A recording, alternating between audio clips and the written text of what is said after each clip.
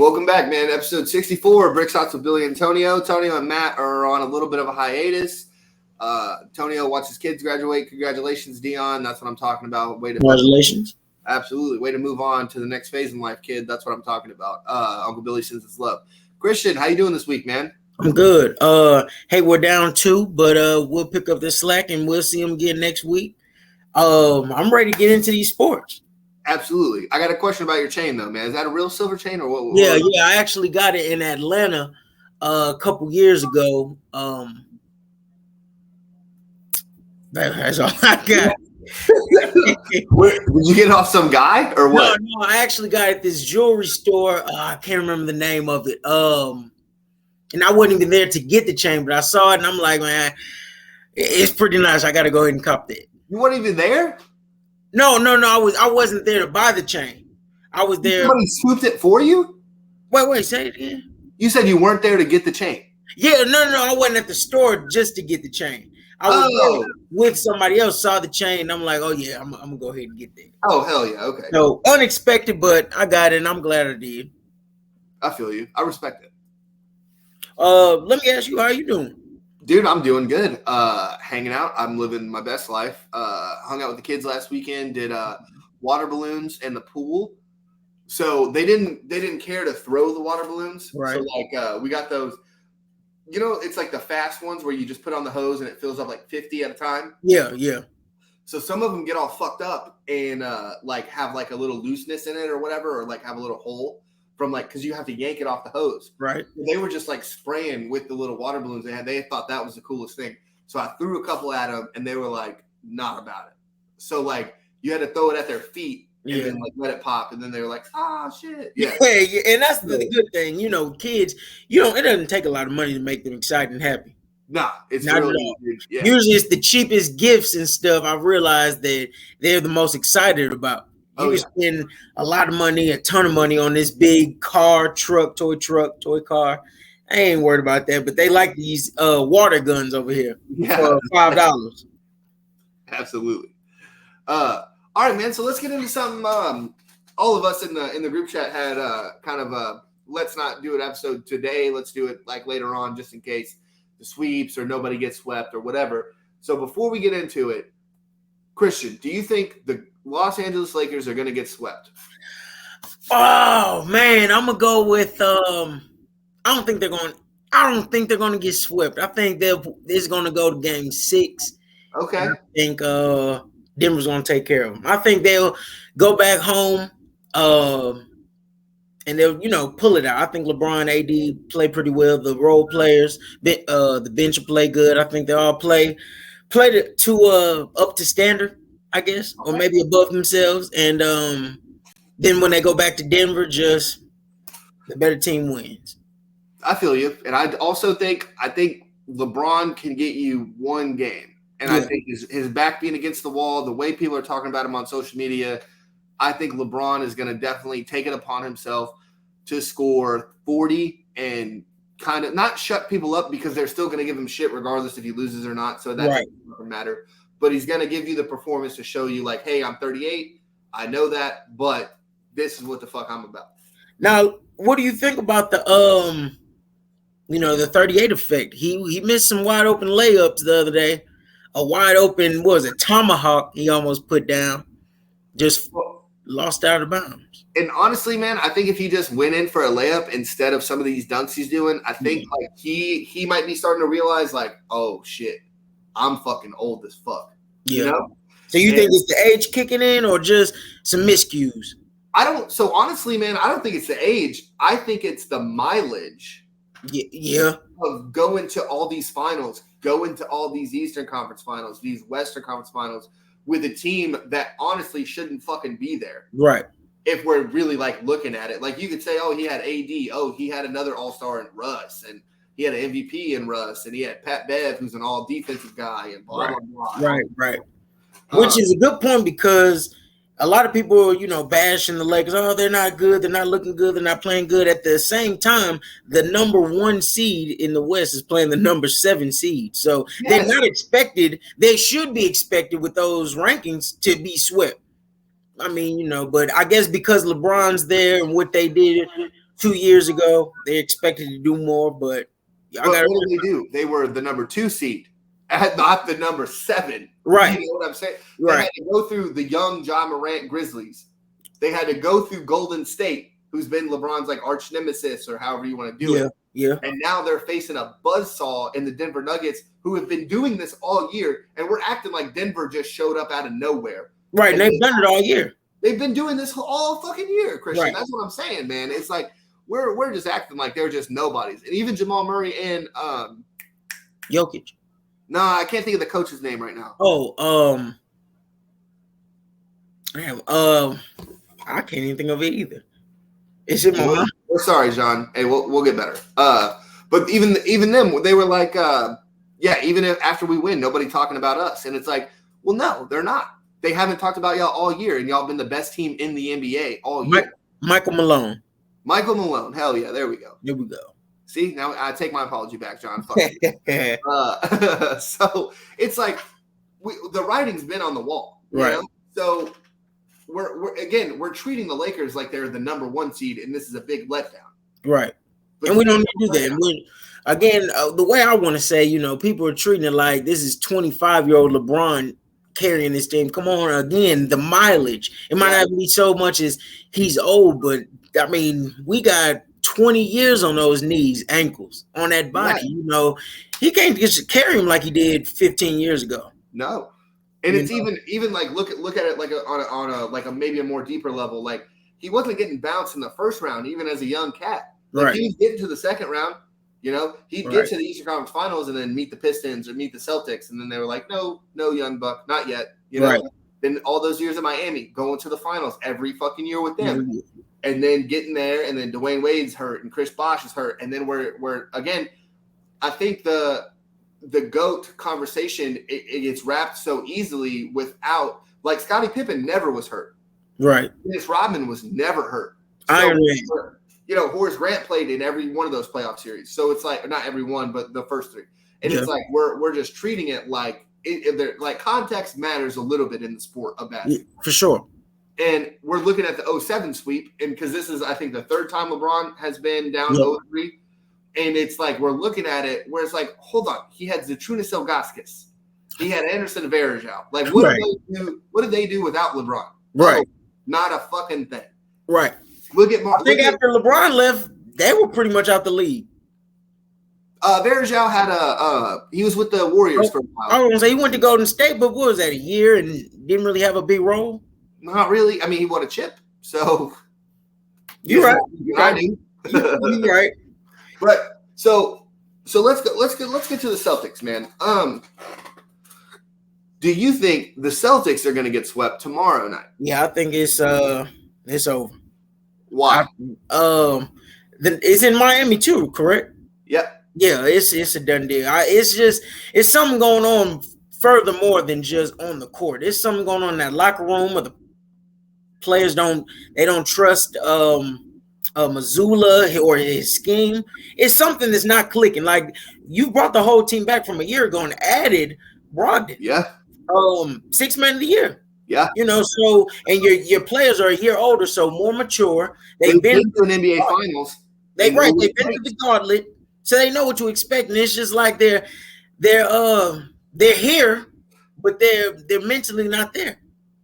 And that's something else I don't understand, where it's like we look at the NBA and we look at coaching like it doesn't matter. Like if you have like Nash, right? You like remember when KD and Kyrie were like, it doesn't really matter who our head coach is, yada yada yada. And they saw early in the playoffs it matters. It matters a lot. And I think that's another thing with Spo. Look at the Celtics, man. You have 2 perennial all-stars. You have one guy, Jason Tatum, who's going to get a max deal with Boston.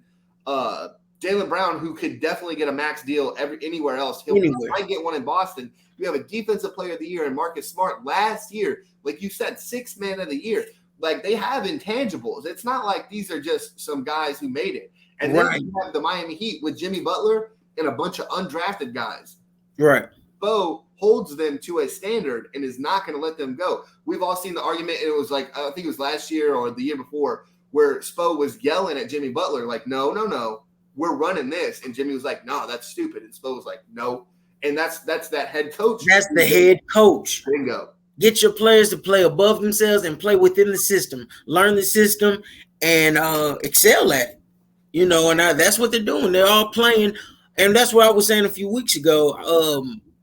That separates a good coach from a great coach. Bingo. You get the most out of your players, whether they're 5 stars or not.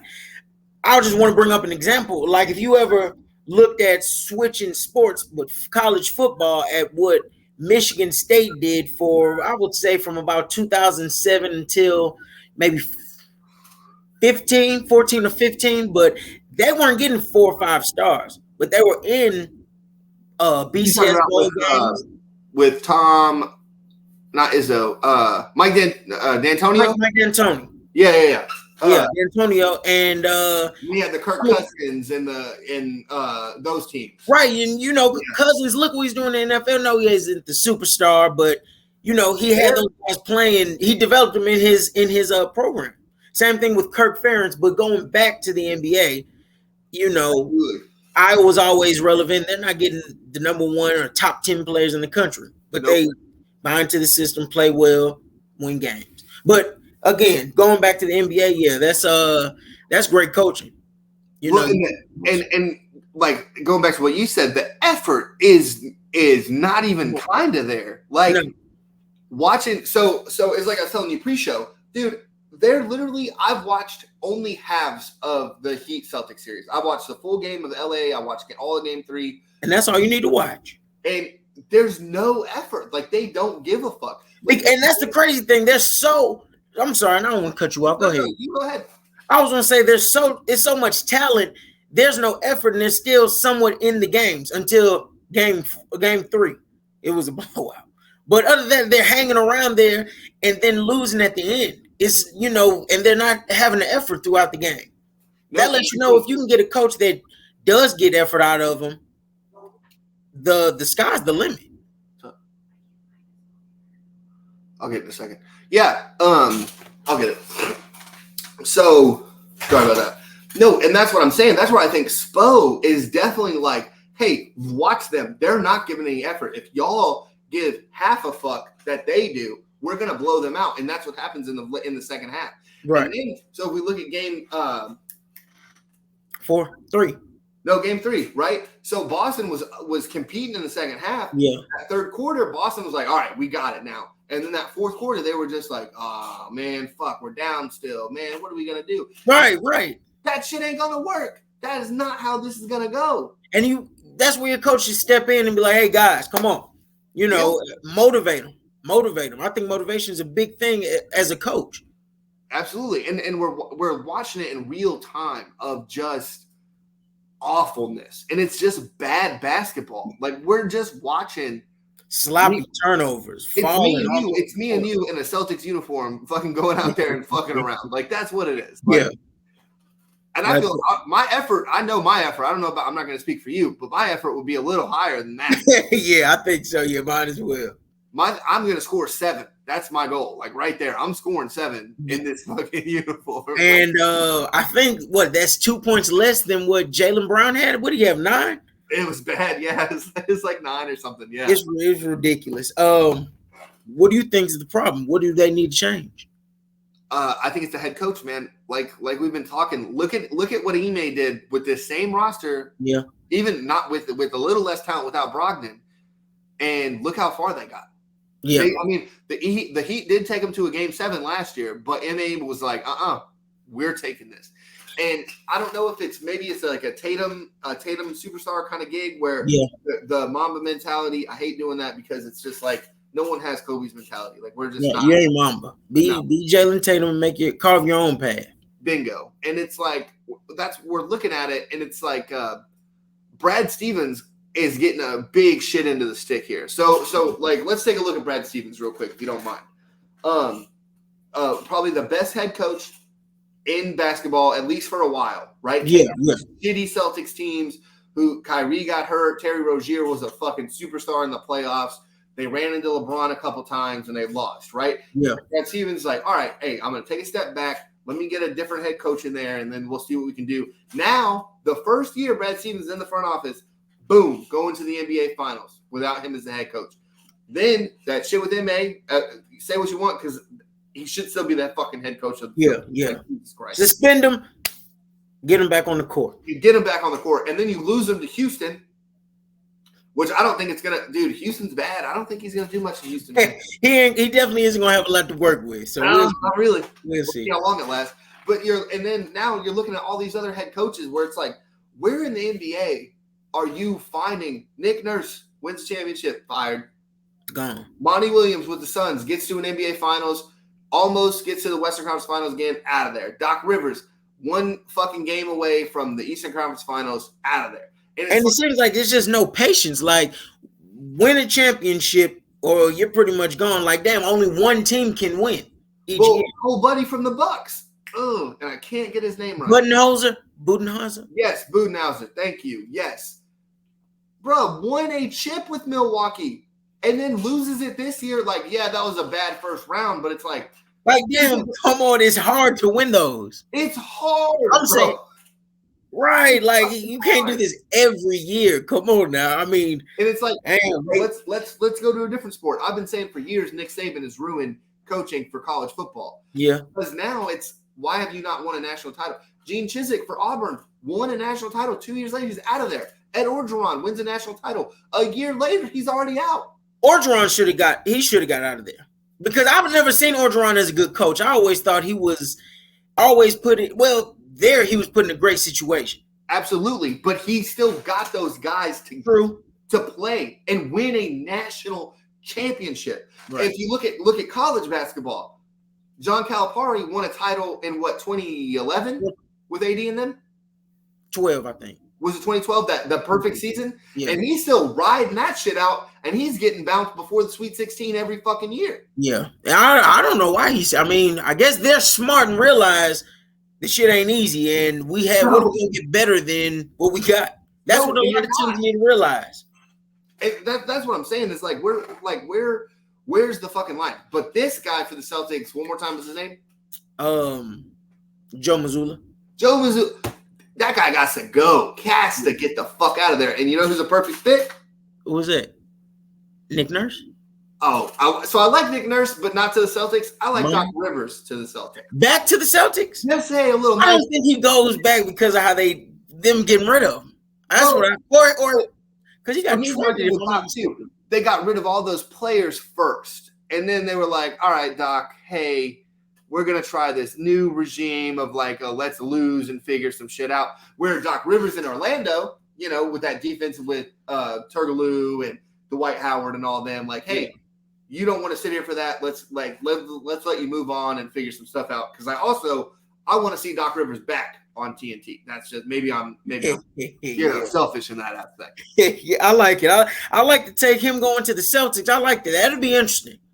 I think I would think that'd be a good fit, but I just think he wouldn't want to go back. I don't know. I wouldn't think he would. Well, where the fuck else? Where's Doc Rivers? So Doc Rivers, do you think gets a head coaching job next year? I think so. Where? That's a good question. I guess Cincinnati. Not Cincinnati. With the Celtics in Boston. I mean, but that's what I'm saying. So you didn't have that until I said it, right? Did you not have a landing spot in mind for Doc Rivers? I didn't. I really thought I don't know where he'll end up. I don't know. Because I think with MA, right? So you do the kind of the ass backwards thing, right? So MA was in a perfect situation, right?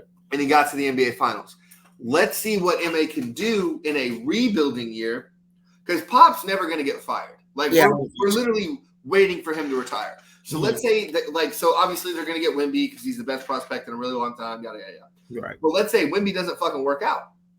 You gotta get rid of Pop, right? Eventually, something has to give. I mean, but the Lakers got rid of Phil Jackson, Christian. It depends on how long you give Wemby to work out. How long do you give him? I give him by year 3. He should be a superstar, right?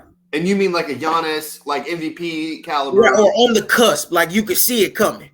Oh, okay, so then what if it's like a maybe like a Joker, right? 3 years, kind of, he's okay. He's pretty good. But let it be, progression every year. You see him getting better and better, and his body is starting to form, and you're like, okay, I see it coming. Well, because Giannis put on that weight too. Right. But Wemby is so tall, dude. It's going to be really hard for him to put on some weight. Yeah, it is. But I think he's got to stay healthy. But KD's done it at a smaller size for a long time. But playing two different style basketball though, because KD really isn't playing in the post. Wemby's gonna have to play in the post. He's gonna have to, but imagine your center spreading that floor to where because remember what Dirk did for the Mavericks for a really long time. Spread the floor. At the top of the post, didn't really go down in, but really spread that floor. And then when you add a Jason Kidd, somebody to see the floor, right? Like you have a lot of shit that you can have. And then Pop is the best guy to sit back there and be like, hey, this is what I'm seeing. So with that being said, so Wemby is not going to be your rim protector. You're going to get another big body to protect the rim. Not at the size he's at now. There's no way. I don't want him in there like that. Like just like I don't want Chet in there for the Magic. Right. You got to get him. He needs another 50 pounds before I even think about putting him around. Yeah. Let me say this about Mazzulla though. What I heard, because I think you got to move on from him. But in his defense, people were comparing him to a young Spoelstra, saying when he got to Miami, he had all this talent and they lost in the finals. And people will question him, and look where he is now. And they say Mazzulla is a young coach who was thrust into a spot that he really wasn't supposed to get because, craziness went on with Udoka. So give him some time, maybe, it's the same situation. But you could see that first that run to the finals that the Heat had, and then they lost to the Mavericks, right? You could see Spo holding D-Wade. You could see him holding LeBron accountable and being like, y'all are fucking up. He's not doing that with the Tatum. He's not doing that with a Brown. He's not let's say so as a coach, right? Like let's say all right, here's my system. This is what we got to do. All right. Then you go to the second half. Hey, we're getting our asses kicked. We got to adjust X, Y, Z. Right. And if your players are not doing that, and this is where you guys shit on me a couple weeks ago, where it's like you have to do something as a coach to be like, yo, y'all have to do this. Like I'm literally giving y'all something. Like y'all are talented, but do this, and this. Like coachability, right? Because Giannis, you can tell Giannis do this, and he's gonna do it. Yeah. You can tell Embiid, and we can say what we want about Embiid with his letdown of the MVP and how much he sucked in the Game 7 and all that shit. Right. But he's gonna do what the coach fucking says. Yeah. Because he's coachable. He's able to understand what the fuck's happening. See, and I agreed with you on that. Now, I was just saying that's from, good coaching. Right, but why do you think it's going to take him a little more than a year to kind of be like, all right? I want to say as a fair chance, because he was thrown into this position. Yeah. And he's way over his head. Allow him to, even though, you're on the time clock, you can't have this roster stacked like this for years. But then again, and you expect your rookie coach that has never been a head coach anywhere else to come win a championship the first year? That's a hard ask. It was like he was groomed from with the coach in waiting, groomed to take the position. Oh, that's fair. I like that. The head coach left, the assistant left. Now he's the third man up. So, it just depends on if they want to be patient. Well, look at Billy Donovan too, right? Right. Going from Florida to OKC. OKC, who had that 3-1 lead on those Warrior teams, got let down. And then OKC was like, all right, let's just rebuild. Once KD left, they were like, all right, well, fuck, got to do something. And then he had got Russ an MVP. And then he was like, all right, well, let's fire the coach. Let's see what the fuck else Sam Presti can do out here. Then I think that's just that. Would you say that was a reasonable fire? No. See, and I don't either. I just think, I don't know, they're just impatient with their coaches. So for me, I'm also on a different side of the spectrum to where it's like if you as a coach, right? If you're coaching in Cincinnati, like I'm sorry, you're not winning Super Bowls, man. Like Marvin Lewis did it for a long time in Cincinnati. Yeah. But he lost playoff games, right? So Zach Taylor, he's winning you some playoff games. You made it to a Super Bowl. But it's like, where are your expectations? Like, are you gonna win a Super Bowl in Cincinnati, right? Like, if you're Portland, are you gonna go win an NBA championship? No, you're fucking Portland. I'm sorry. That's just not the way it's gonna fucking be drawn up. Right. To where, why are we gonna fire this coach for not doing something that nobody else has done, that nobody else has been able to do? I agree with that. Where are you like? So me as a Ravens fan, if we never win a Super Bowl again, I'm not that I'm okay with it because I feel like that's a shitty fan, but it's like I'm happy getting to the playoffs. Like at least we got there. Like we're getting there. Like we're doing something because we can always. Hey, we're one player away. Like if we like this year, right? We could have beat the Bengals if Snoop didn't have that fucking fumble over the end zone. That would have won the fucking game, but nobody wants to talk about that. And like we were talking about with basketball, that's great coaching. Yeah. You got this Snoop Huntley at quarterback, and I'm not taking nothing away from him. He's an all right guy. He's no starter in the NFL. Yeah. And he's nowhere close to Joe Burrow, but he went toe-to-toe with him. You know, so right there. You got him playing out of his mind and above himself, and you got the rest of the roster stepping up, making plays with the absence of the quarterback. That's great coaching. Motivation, if you ask me. Absolutely, and I'm with it 100%. So let's go to John Morant, man. So I know Tonio made a big deal. He was ready to make a skeptical about what the fuck was going on with the John Morant situation, about him not breaking any laws. And we all said the same thing. No laws were broken. John Morant's free to do whatever the fuck he wants. Right.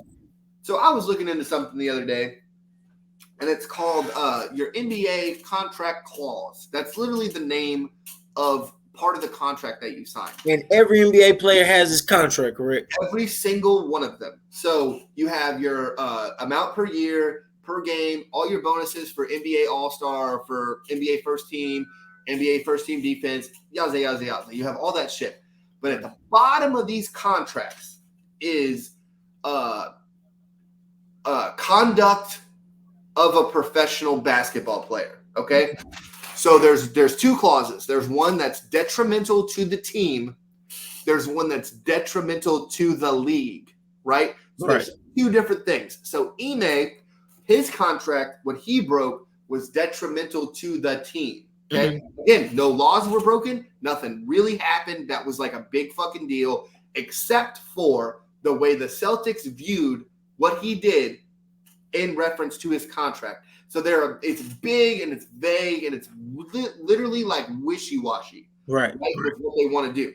So with John Morant's clause, detrimental to the league is what he broke.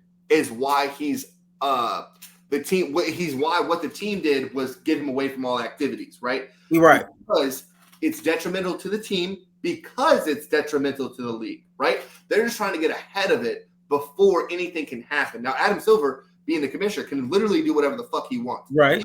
Say John Morant is suspended forever. If he wanted to. I don't think he will. But that's what he can do because it's whatever activity he is doing, they feel is bad for the NBA. Right, I got you. As the league overall. So again, he's not doing anything wrong, he's not doing anything illegal. But like us three said, you, me, and Matt, it's still wrong. Right. Just because it's your employer that told you not to do something and you did it anyways. Bingo. That it's literally the same. It's a clause in the contract. So if he gets suspended for the year, which I think is what they're going to do. Me too. I'm fine with it. I mean, again, because I think, hey, your employer told you not to do this. Now, regardless of what the state says, you don't work for the state. You work for the NBA. And they told you not to do this, and you did it anyway. So regardless if you broke the state laws, you broke the team laws and the NBA's laws. So, and they already warned you once. It's not like it came out of left field. And it's like so I'm gonna take it a step further. So Jerry Jones, right? He said the Dallas Cowboys will not kneel for the national anthem, right? Right. So I don't want to get into too much politics here, but Jerry Jones made that rule, the owner of the fucking team. So while you're kneeling, that's not breaking any laws. If anything, that's applauded, and that's, hey, like we're standing up for something that I believe in, XYZ, right? Right. But it comes with some consequences, regardless of how you feel about it. Jerry Jones literally said, "You will not do this up part of the Dallas Cowboys, or we will cut you."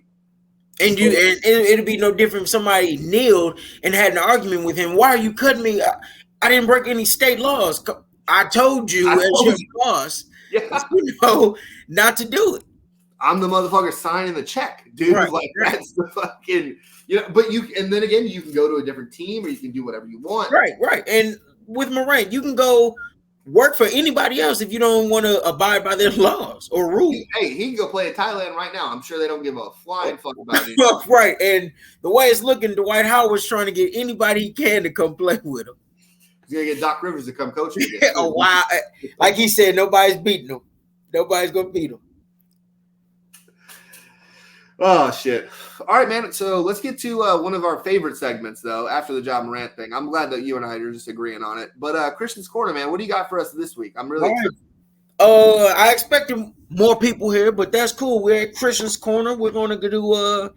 We just had the NFL draft not too long ago. We went basketball last week, so we're gonna go football this week. We're going all-time players in college football, but it's really ranging from 2005 to present, and we're gonna do a mock draft. So I'm gonna name off some players. Okay. You've got a variety to pick from. You pick who you want to go with, and so hold on. Are we doing from college to the NFL, or are we doing strictly college and just based on what they did in college? Okay. We're just gonna do the offensive skill positions, and then next week we'll do just complete defense. We'll go D-line, linebackers, corners, safeties. We'll go both safeties, free, strong safety. Kind of make a defense. I'm with you. Okay. So let me start you off. Give me just a second. Let me get starting off with the quarterback position. We're starting off quarterback, running back, receiver, tight end. Oh yeah. So just based off what these guys did in college, nothing in the pros, just what they did in college.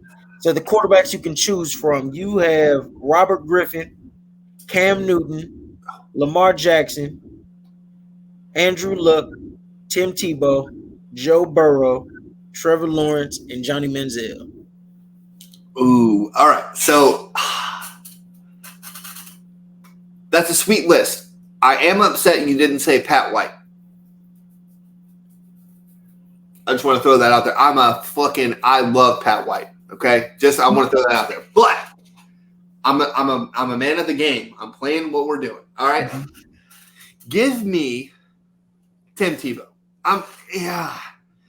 Arguably the best college quarterback we've ever seen. Definitely the best post-game speech we've ever seen after that Mississippi State loss. Didn't lose again. You will not see anyone work harder than me. Dude, I'm getting chills. I remember watching that interview and just being like, oh, fuck. Like, they done fuck. Like, this, you're about to see the best dude. And he's a man of God. That also throws it. Like, Johnny Football got me so excited about college football again because I was already on my way to, like, going to the NFL side. But Johnny Football, like, really brought me back into some college. Like, just watching them, those little out runs, man. Like, those spin around runs, like, crazy. My fucking mind. Yeah. Cam Newton, honestly, I hate that we say who had the best season when it's Joe Burrow or Cam Newton because all of Joe Burrow's guys got drafted. All of them. Right. Cam Newton didn't have anybody go except a guard in the 6th round. And we could say Burrow was thrown to 2 of the top 3, top 5 receivers in the NFL today. And still had Terrence Marshall, who isn't a top 5 receiver in the NFL, but definitely productive. I mean, fuck. Like, it's crazy, man. Yeah. But let me go to who are you going to go with on that? I'm going to go with Cam Newton. Give me Newton.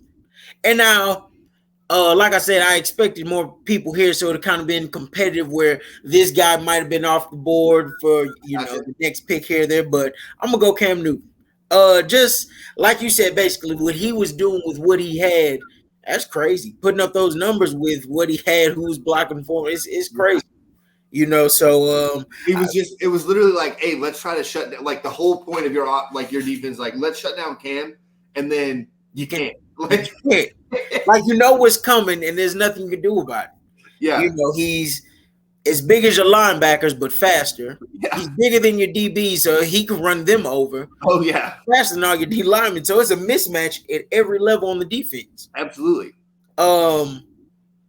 Yeah, give me Cam Newton, but I think you got to show love to all those guys. They were all some of them Heisman winners are just flat out ballers. Absolutely, and see, it's really hard to not because like I'm going Tim Tebow obviously, but it's like Robert Griffin III was also out there just accurate with every fucking throw. Right. Oh man! And then even like if you want to go back to that Alamo Bowl, it sounds silly because you're saying Alamo Bowl. Yeah. But him and Geno Smith putting up fucking 550 yards apiece, just back going at it, back and forth. Oh, what a game! A lot of people forget that. Say, "Oh yeah, it's crazy." Geno was the man in college now. Yeah, absolutely. So with that being said, though, give me your second quarterback you would take. Cam Newton's off of it, and who you got? Give me. Right now. No. So it's between RG3 and Johnny Manziel. I'm going RG3. Just the accuracy alone, like 73% of your passes are completed. Like, and it's not like he was doing. It was not a dink and dunk offense either. It was fast. It was down the field. It was, hey, make this read. And we act like RG3 too was out there running all the time when he threw 75% of the time and only ran 25%. It's not like Cam Newton where it was 65-30 or 65-45. No, it was 75-25 where RG3 was just dime. Yeah, and I hate what people say. Well, I haven't heard, I wouldn't say where he couldn't throw, but nobody really praised him for throwing where he was very accurate and had a strong arm. Absolutely. No, definitely. Well, since Griffin's off the board, I will take and give me Joe Burrow. I'm taking Burrow. Just because what he did, it's just everywhere he goes, he has great receivers, so it's hard to say how great is he, but I mean he's still accurate, he's still putting up good numbers, so I'm gonna roll with Burrow. Love him as a dude also, man. Just a really cool there hasn't been one guy that's came and like, he's a little too cocky for me, or he's a little too big for his britches. Nobody. Everybody's like, he works and he's gonna make you work. Right. And I like that. I like that, especially with my quarterback. I want to throw in Andrew Luck, just because like what he was doing with Stanford, that team also wasn't very good. And Andrew Luck was making sure they were good. Got Jim Harbaugh a fucking head coaching job in the NFL. Got David Shaw looked at like some fucking coach who was just knowing what the fuck was going on. But Shaw he kept him relevant for another 2 or 3 years, I guess. Yeah, but that was all the recruits Andrew was like that we're thinking about there, because I'm just throwing it out there. Yeah, you're right. You're right about that. I can't argue with that. Let's go to the tailback position. We have Monty Ball, Mark Ingram, Christian McCaffrey, Marcus Lattimore, Todd Gurley, Leonard Fournette, Saquon Barkley, or LaMichael James. I love me some LaMichael James. Go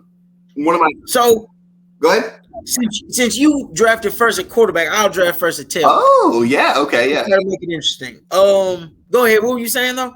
No, I was just gonna say I love LaMichael James. That wasn't where my pick was gonna go, but now that you're picking first, I just love LaMichael James. That Oregon Chip Kelly fast pace, like, hey, we're gonna run the ball, we're gonna throw the ball. Speed. Oh my god! And he also returned kicks and punts. Like, I love me some Michael James. Go ahead. Sorry. So I can say this real quick, and we'll shift back to the draft. That tempo speed offense is hell.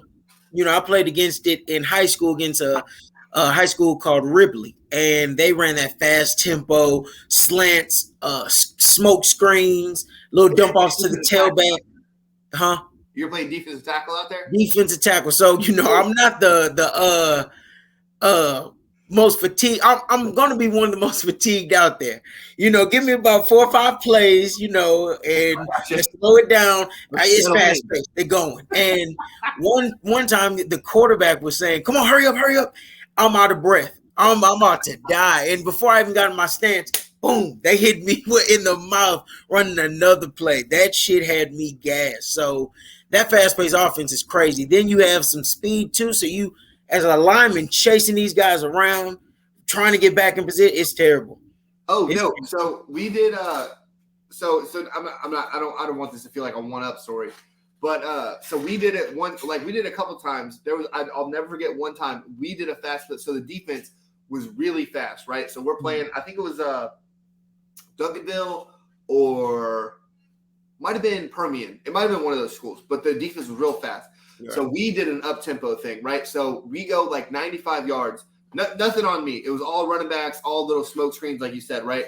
Yeah. So we get, I end up handing off the ball, but I get blown up, right? So like it looked like maybe it was a play action, so I still get tackled, right? But as I get the ball off, dude, and I just remember like we scored a touchdown, and I remember celebrating, slap hands, and I just because I just ran the whole time, like just ran. I had 2 scampers for like 14 yards, and there was like a bunch of screens. And I was like, so me as a quarterback, like I'm trying to get blocks too. Like I'm trying to go out there and help. And we scored. I just threw up everywhere. Like I was not ready for that. And that's one thing I always wondered. Like you never really see the offense tired. They're the ones running with the football. So I never understood that. But y'all do get tired running that fast tempo. Oh yeah, no. So the thing is, right? So like, when we would practice those, I would just be like, my shoulder is killing me. So I'd go to the sidelines and just get like a little rub down. And then my second string, like he would be running the whole thing. And then I'd be like, oh yeah, I'm good. Like, all right, we're in the red zone. Cool. Smart. So let me see. With the tailbacks, I'm gonna go first. Give me damn, that's a good group. Yeah. I'm gonna go. Damn. Give me Saquon. Give me Saquon Barkley. Damn, that's a good group, man. It is. We'll get since it's just us, we'll go 3 tailbacks if that's cool with you. Absolutely. Okay, yeah. I'm gonna go Saquon Barkley. I'm gonna hate on your Saquon pick. Can I go, or are you gonna talk him up first? I'm gonna just say, he was he could do it all. I mean, damn, Saquon just was like he could do it all. He could run you over. He could run past you. Can catch out the backfield. He even kick return a little bit. So you can build your offense around Barkley, especially what he was doing in college. So yeah, that's all I got. I'm just go with Barkley, which it's hard. No, yeah, I'm with you. Yeah, absolutely. But yeah, that's what I got. I'll let you draft. So before I take my pick, I'm just gonna say, so Saquon, it was one of my more favorite numbers when the draft was coming up. If you look at his numbers against Michigan State, Ohio State, and Michigan, right? Mm-hmm. He never had more than 120 all-purpose yards. So when he was coming out of college and when the Giants took him at 4, I was like, that's the dumbest fucking thing ever, because he wasn't up to the competition, right, when he played the big schools. So he played Maryland and have 270 yards. Right. But then when he plays Ohio State or a good Michigan State defense or a good Michigan, like he was not doing that shit. No, I didn't know that. What's that? I didn't know that. I just know, he was explosive. So I guess it looked like from 2 explosive plays, you were like, exactly. He had against Ohio State specifically, he had one 60-yard run, right. But if you take out that 160-yard run, he only had 23 rushing yards. Oh wow! I know when we played him his junior year, he had like a 50-yard run to open the game. I do remember that. I'm not sure what you finished with. The rest of the game. I remember that game because I remember like in my little draft analysis with me and the boys at the smoke pit. Yeah. Yes. But I'm going the opposite of Saquon Barkley. I'm going Leonard Fournette. Yes. Okay. Oh, okay. So I didn't take your pick. I didn't take your pick. He was my backup if you would have took my pick. But yeah, I got you. Okay. But I'm gonna read you one stat line: 7 carries, 256 yards, 3 touchdowns. How you like that? Wait, 7 carries? How many? I seen that stat somewhere the other day. That was it Ole Miss? Ooh, I couldn't tell you who it's against, man. I don't remember at all. I seen that. Let me see. I actually have it in some notes. I think I do. I ain't waiting for it now, Christian. Way to go. It's too late. I can't find it. Anyways, that's a good pick. He was questionable to be my first pick. So now I'm gonna go. Damn. Damn, that's a good group. I'm gonna go Christian McCaffrey. Give me Oh McCaffrey. shit! Yeah, you got my guy. Golly, I was hoping that's how you. He was a highlight reel, and he could do everything. He could do catch out the backfield. You ain't the first man's not bringing them down, and he could break one free running on the ground. Yeah. So, yeah, I got McCaffrey. That's a good pick. Also, he got robbed of the Heisman. I don't know if you know this either. Let me just drop a little tidbit of information. The year he finished like third or something, I think it was in 2014, I think. Yeah. The votes, I think it was like 67% or something of the votes were already cast in before the Pac-12 championship. Oh, wow. Yeah, and he ended up having like 257 all-purpose yards, 2 touchdowns, and a bunch of catches. Yeah, it was fucking bullshit. And I'll never forget being like, that's a fucking travesty. Who won the Heisman in 14? Was it Mariota? No, he won in like 16. No, 2012? No. Oh, wait. Mariota? 15, Mariota won it. 14. Jameis Winston in 14, then. Yes. Yeah, there we go. I was just going to say that while he got robbed of winning the Heisman, he got a better paycheck in the NFL, so maybe it works out. Yeah, and he's playing with San Francisco now. Who's gonna just? He got a chance to win something bigger than that. Go ahead. So you pick McCaffrey. You got Monty Ball, Mark Ingram, Lattimore, Gurley, or Michael James. Marcus Lattimore, Todd Gurley. Nah, give me Monte Ball, man. The best college running back stat-wise we've ever seen. Yeah. He didn't make it in the pros. Like, that was like a hard ask. He played in Wisconsin, so it's like one of those running backs from Wisconsin where you're like, oh, is he going to be good in the league? Is he not? But taking just college, like you said, right? You're right. Monte Ball was the fucking man. He was.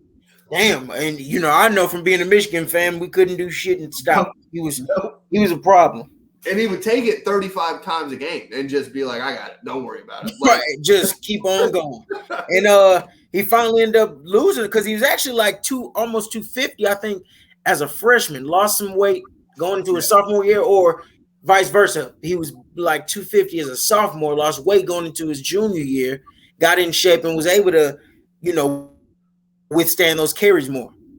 That was just a little. Let me ask you before we keep going on the draft. What do you think is up with these like a Zion or an Eddie Lacy or a Devin Funches to hit it close to home? What do you think is up with these guys not being able to keep their weight in check?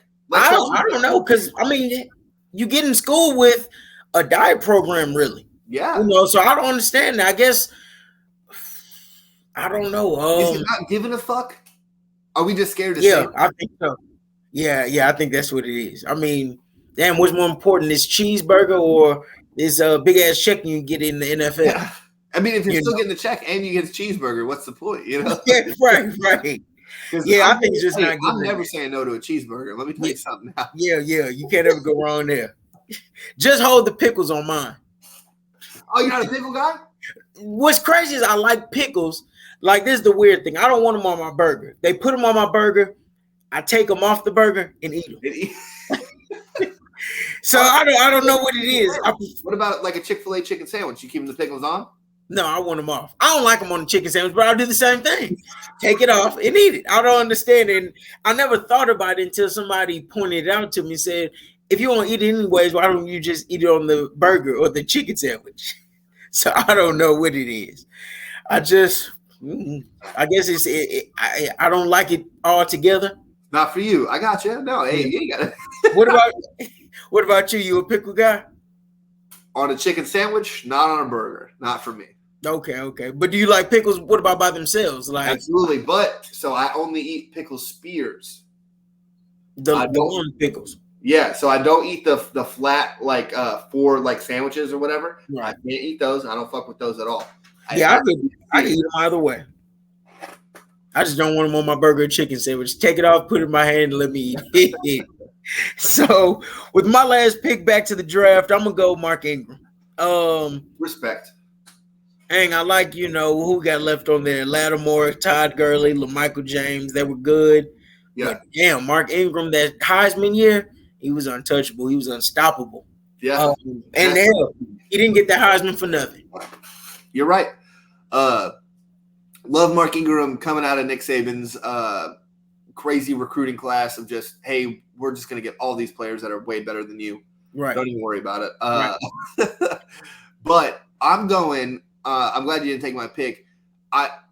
Gurley's sitting there, right? But just sitting there for you to take him. But who he had, he had Swift, and who else did he have? Oh, it's gonna bother me. Keith Marshall. Who? Keith Marshall. No. No. Chubb. It was Chubb, Swift, and Gurley. Well, no, Keith Marshall was there too, but he tore his ACL and just never really wasn't the same. That was before Swift came on the scene. Right? That's what I'm saying. Yeah, because I think it was Swift's freshman year. Yeah. Yeah. He did get touches though. Swift, I believe, got touches, but wasn't really, he wasn't getting the bulk of them. Right. Yeah. And I think it took Swift. Like Swift was a senior before he came to the pros, right? Junior. I could be tripping. I'm sure John will text me. Sorry, John. I'm sure he'll text me and tell me how wrong I am. But I'm taking Michael James for really showing us that Chip Kelly offense and being like, hey, you can run this, and I'll be here, and I'm going to return punts, and I'm going to return kicks, just like a Christian McCaffrey. Yeah. At a probably around more 5 stars and stuff like that. Yeah. In the Chip Kelly offense. I like that pick. I like that you showed love for Michael James. That's so cool. you got Fournette, Ball, James. Oh yeah. Okay, we'll go to receivers now. We got the first pick now, motherfucker. You got the first pick, yeah. Tavon Austin, Amari Cooper, Sammy Watkins, Justin Blackmon, Dez Bryant, Jamar Chase, your favorite, I believe, Michael Crabtree, Julio Jones, or Devontae Smith. Okay, so I'm going to be really upset if you take Michael Crabtree. I'm not taking him first. I'm sorry. I'm just not. Wow. Fuck. The hometown hero. You can pass on him. Give me the first two again. Sorry. Tavon Austin and Amari Cooper. Who's the third? Sorry. Sammy Watkins. Keep going. Sorry. Justin Blackmon. Blackmon. Excuse me. I'm taking Justin Blackmon. Fuck whatever you're about to say about any of these other receivers. Yeah. Justin Blackmon was that fucking man. He was that guy. Man, a dog. And what was crazy is a lot of you go from Dez Bryant to Justin Blackmon. Like that's crazy. Dude, and even in the NFL before all the like don't get me wrong, like he was fucking up. Yeah. But if you're just giving me an NF or a wide receiver who's gonna catch the fucking ball, run routes, be faster, be better than everybody else, I'm taking Justin Blackmon. I remember watching him in college and just being like, oh, this guy. Like, so not only do you fuck up at Oklahoma State and get kicked out of that program, you're so good, you just go right to another Division I program, and they're like, hey, we got it. Don't even worry about it. We'll deal with you. Right. And then you just ball the fuck out again. He's like the Josh Gordon in college, just a monster all the fucking time. I like the love for Josh Gordon. Hey, shout out to Josh Gordon. Shout out to you. Absolutely. We'll tag. Well, what you saying that, I'm assuming you think Blackmon was better than Dez Bryant. Yes. And it's nothing against Dez, especially as a college receiver. Yeah. But just so Dez also had that, like, hey, 1-on-1, I'm winning that. 2-on-1, I'm winning that. But Justin Blackmon was like, no. You're not even going to need to throw it in 1-on-1 or 2-on-1. I'm going to just be open. Don't even trip about that. I like that. And I don't think the numbers will argue against it. I think he had better numbers than Bryant. He did. But I'm gonna say he was the Jerry Rice of college football. Okay. Justin Blackmon was so fucking good. He was so good. I'm taking him over literally the best receiver of my college.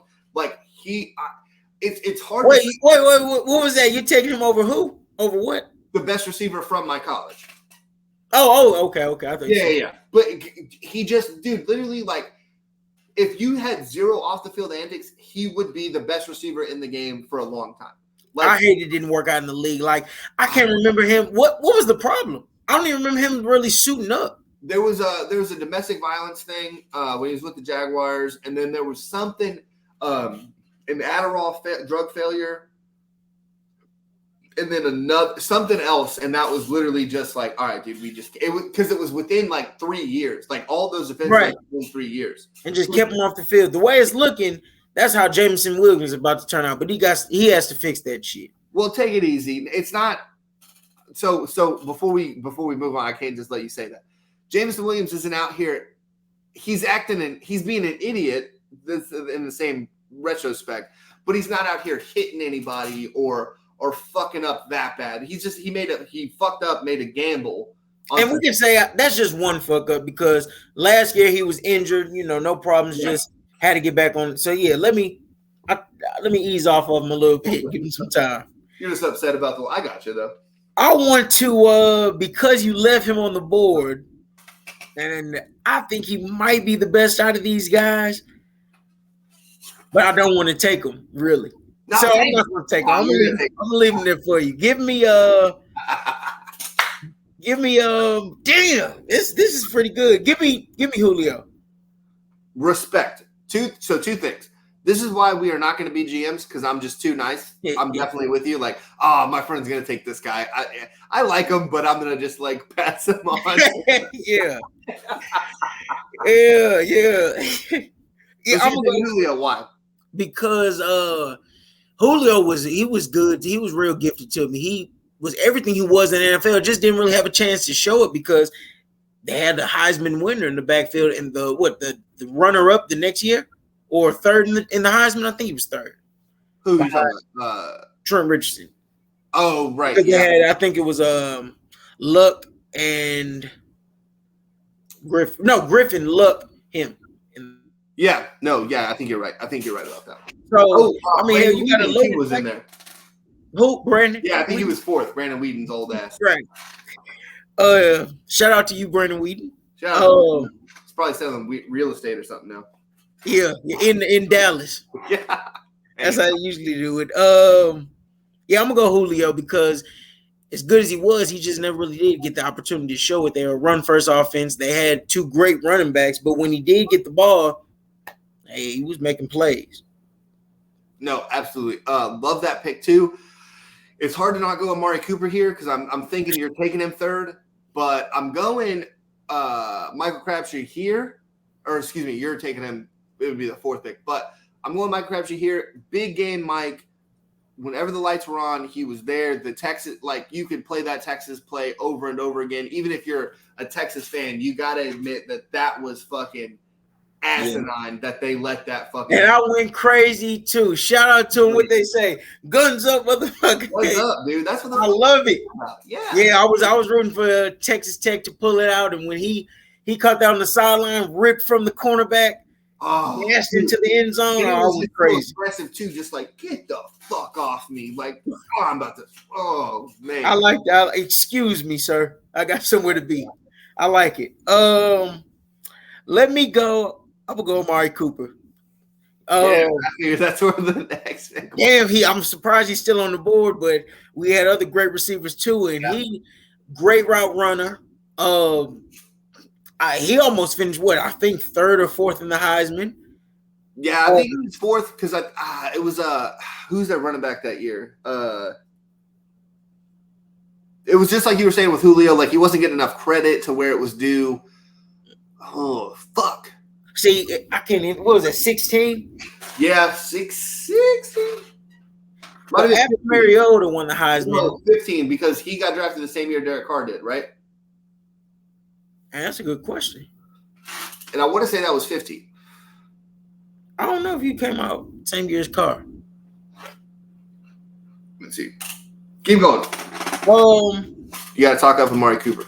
Yeah, I'm gonna just say I'm just going with Cooper because he was just a route fanatic. He could run a route, and there's no DBs. I mean, he was going against the best of them at LSU, Florida, and still just putting up 100 to 200 yards receiving. With I think Blake Sims was throwing him the football. So. Yeah, Blake Sims. Jeez, that's a name right there, Nick Christian.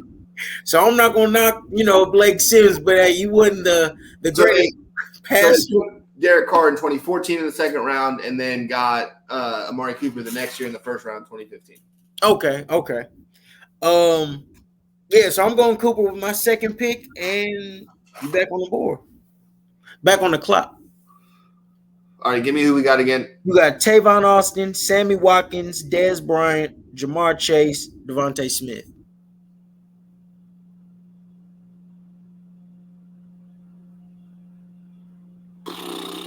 Oh, now it's hard. Give me Devontae Smith.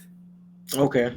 I really, really wanted to take me some Tavon Austin because I love what West Virginia was doing with the Pat Whites and the Steve Slaytons and then the Geno Smiths and the Tavon Austin. There you go. Yeah. I love what they were doing, but I'm gonna go. Fuck, who did I just say? Take Devontae Smith. Thank you, Devontae Smith. Heisman winner with another 1,000-yard receiver next to him. Yeah. With Jalen Waddle, right? And then with Mac Jones also, who was in the Heisman race too. Yeah. Let's just like that. Not only were you the best of the best, but you were the best on a team with another great dude. Like you know what I'm saying? Well, I was gonna say, don't forget, John Mechie was there too. He was there. Yeah. Fuck, dude. And I think Mechie, because Waddle got hurt, had more yards than Waddle. Yep. But we all know, if Waddle was healthy, yeah, he'd been right there. But see, Mechie still though, man. Right. Hopefully he gets better, and I think he's gonna. Yeah, I think they did say it's looking positive for him. I don't know if he's cured all the way, but he's definitely showing progression.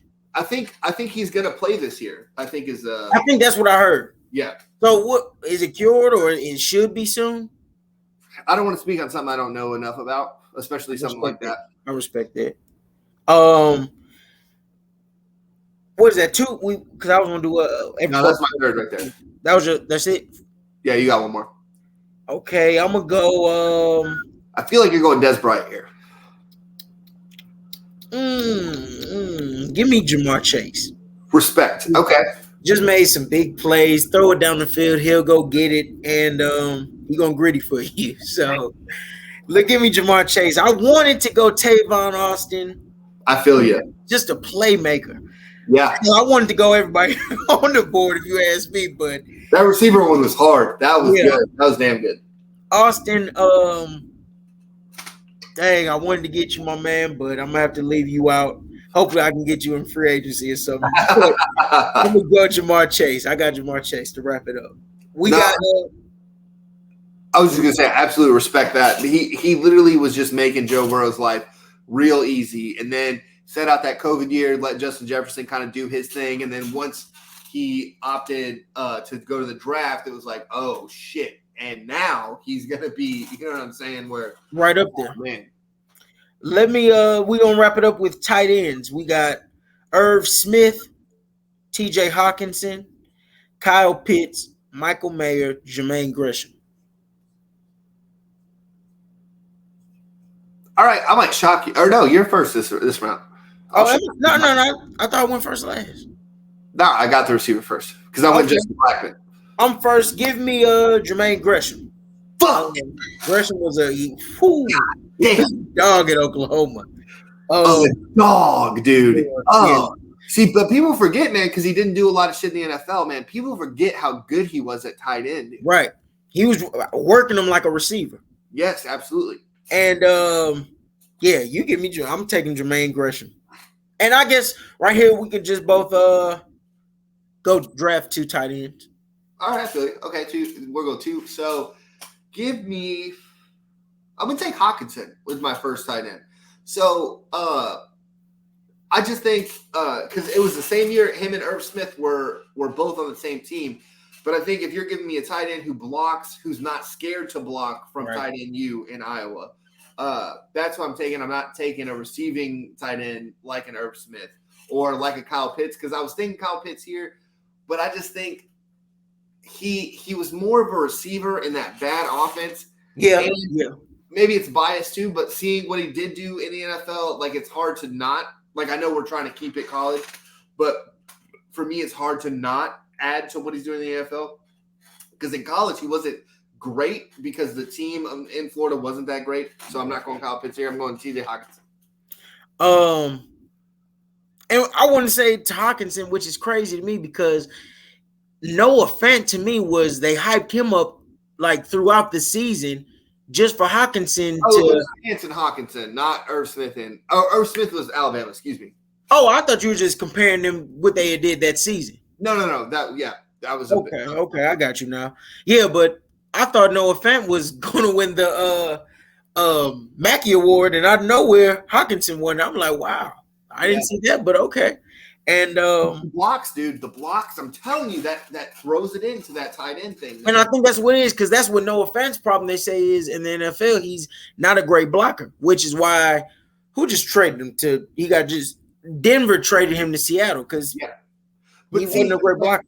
See, that's another thing. Like, dude, if you got a tight end who's a tight end, bro, put him in the slot. He's not a blocker. Put him in the slot. Fuck Might as well. Yeah. Like we could run a 2 tight end set, but just have a tight end in the slot. I do it in Madden all the time. But again, I'm sitting here talking to you, not up there in the big boots. So. Right. As long as you're winning your games on Madden. I'm all right. I play on rookie because real life's fucking real hard. So I respect it.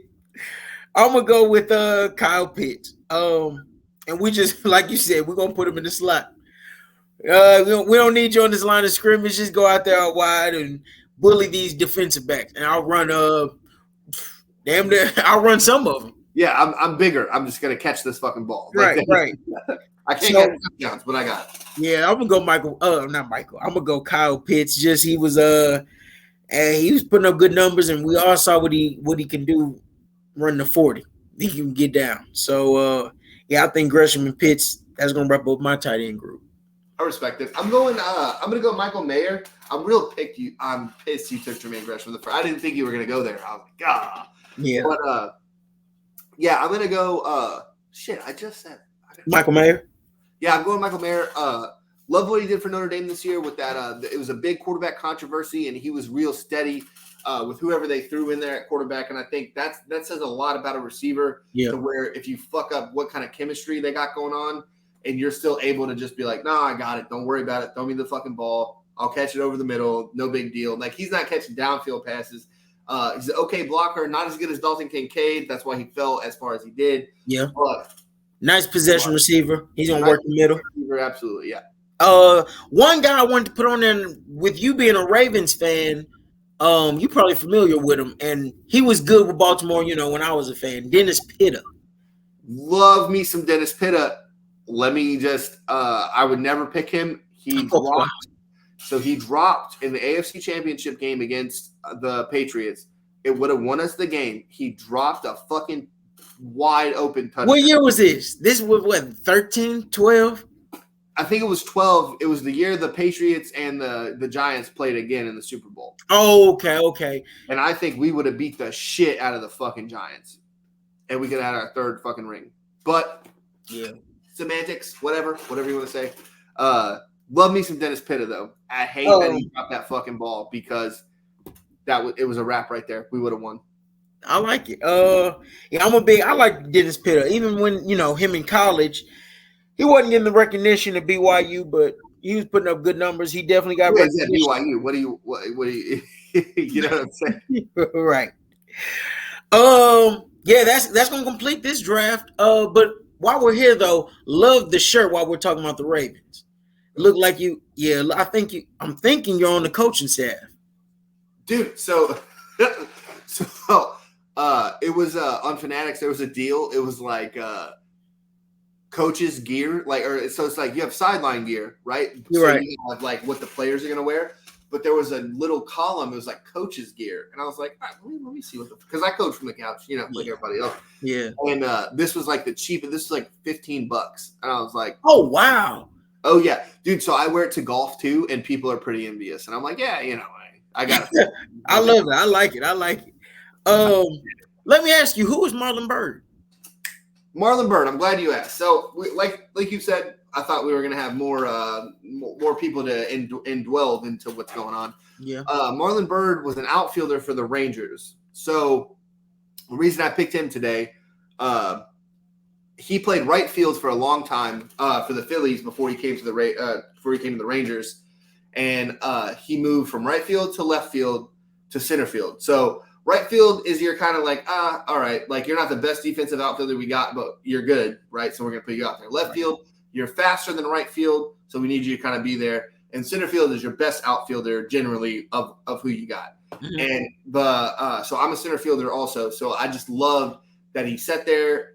He's not one of the best Rangers. He's not one of a great player. He's just a regular, like a fill-in kind of guy forever for a long time. And so he was just one of my favorite guys that I had an affliction with because he sat there, did his time, did exactly what I did, came from right field, went to left. As I'm getting better, became a center fielder, and then that's how we played. Okay. Absolutely. I'm gonna do some more research and learn something about him. You should baseball knowledge up. But let me so while we're talking about baseball, man, let me just throw in there the Rangers are still first in the AL East, or excuse me, AL West. I've done 2 weeks in a row. Fuck.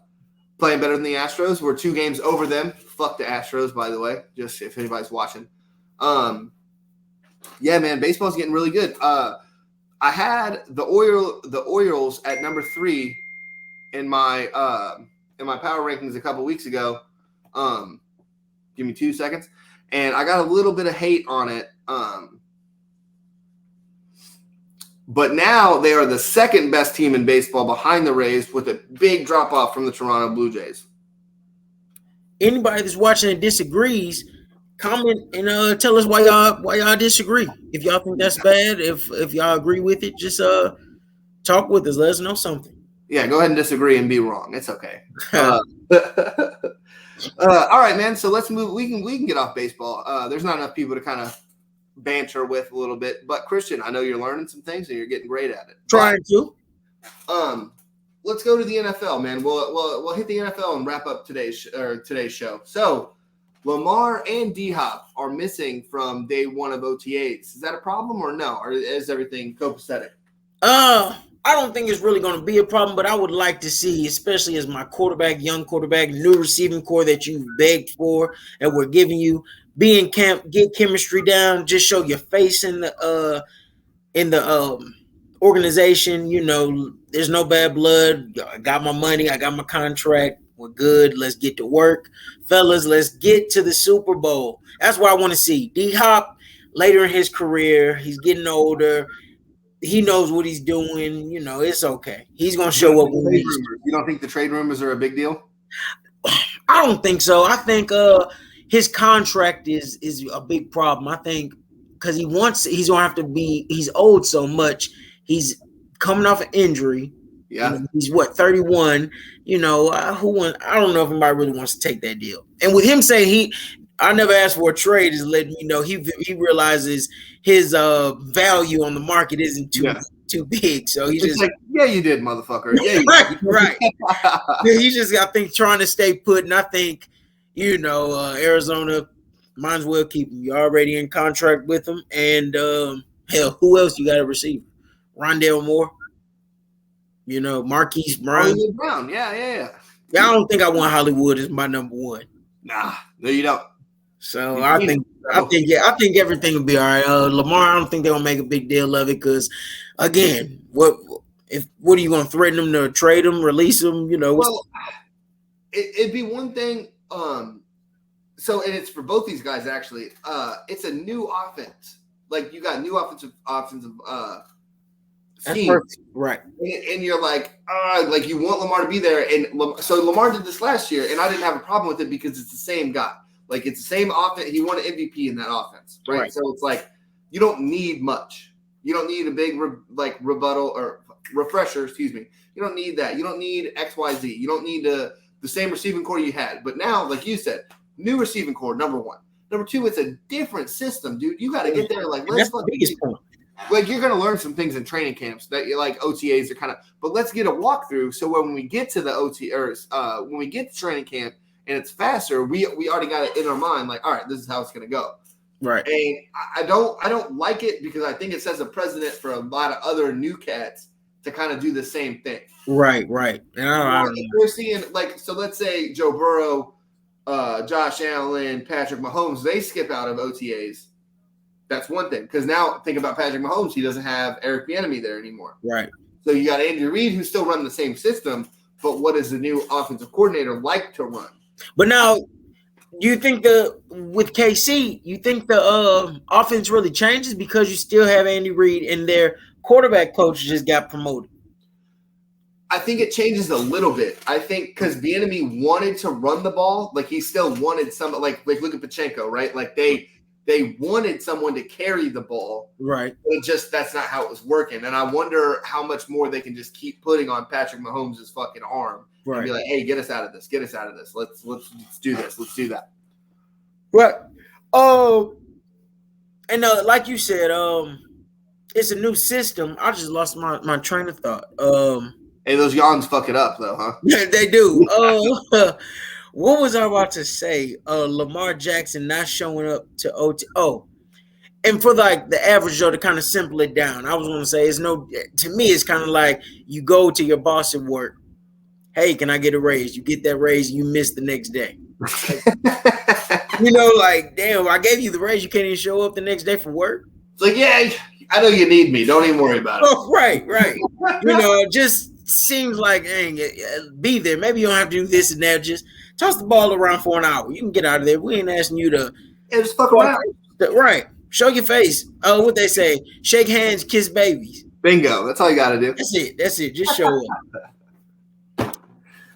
All right, man. Speaking of shaking hands, kissing babies, dude, I think that's going to wrap up our show with just you and I, huh? Yeah. I think that's it. It was a good show. That was a great show. Hey, we didn't have all the other two, but hey, y'all missed out on a great draft. I think they did. I bet they're going to be upset about it.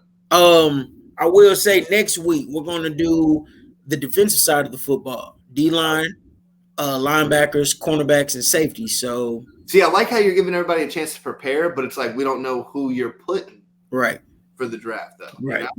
So y'all get prepared. We're going to do part 2 of the draft for Christian's Corner next week, and that's going to wrap up our show. Hey, man, we really appreciate you guys, man. Again, give us a like, share, subscribe. Just hit us with those fucking shares. Honestly, man, just the more shares we get, the more views we get, the more money we can make, and then you'll make more money. So that's one more thing before we wrap it up. I want to say shout out to you, Tonio, and Matt, because this is we got Memorial Day coming up. Y'all haven't passed away, but I do want to say thanks for your guys' what's that? That was really sweet. Thanks for your guys' service. I mean, the shit y'all do and put up with, I'm not willing to do, and there's a lot of others that not. So we appreciate all you guys do for us. And if I'm not mistaken, let me see. It is actually Unprepared Man. No, I haven't. Military Appreciation Month. It is. That's true. So again, we want to say thank you. Y'all keep doing what y'all doing and taking care of the country for us. Hey man, somebody has to do it, right? I mean, you guys are guessing. So. And like I said, it's a lot of us that's not willing to or too scared to. So we appreciate all y'all do. Hey, that's appreciated, man. That was a really great way to end the show, man. Appreciate y'all. We'll see y'all for episode 65 next week. Thanks.